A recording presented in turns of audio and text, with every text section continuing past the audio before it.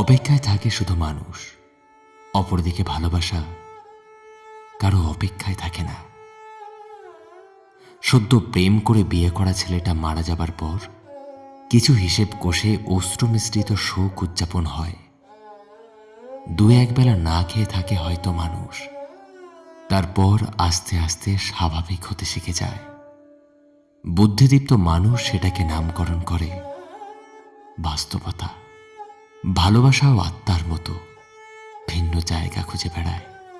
শোকে পাথর হওয়া মানুষটা কিছু সময় অপেক্ষা করে, ঠিক তখনই মিথ্যা স্বপ্নের ইন্দ্রজাল পেঁচিয়ে ধরে তার গলা।